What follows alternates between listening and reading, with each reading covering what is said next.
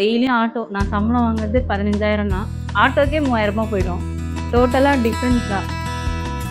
இப்போ மார்னிங் காலையில எழுந்து பசங்கள அனுப்பி அந்த லைஃப்ன்றது ஹவுஸ் ஒய்ஃப்ன்றது தனி.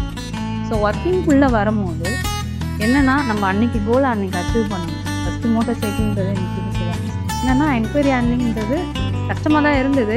ஸோ அதனால் ஃபஸ்ட்டு ஆரம்பத்தில் கொஞ்சம் ஸ்ட்ரகிளாக இருந்தது. அதுக்கப்புறம் நல்ல கம்யூனிகேஷன் நல்லா இருந்துச்சு.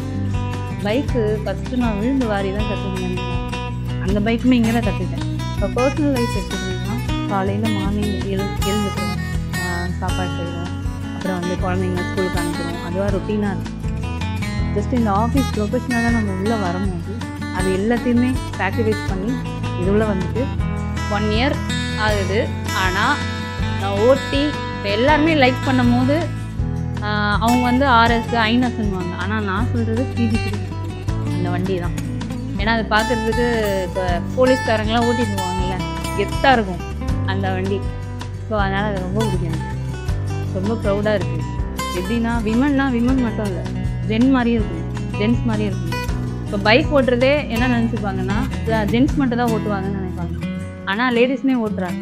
என்னை பொறுத்த வரைக்கும் எனக்கு என்ன பவர்னா, வீட்டு வேலையுமே செஞ்சு இங்கேயோ வந்து வேலை செஞ்சு, ஸோ 2 வேலையுமே கம்பைன் பண்ணும்போது ரொம்ப ப்ரௌடாக ஃபீல் பண்ணுறேன்.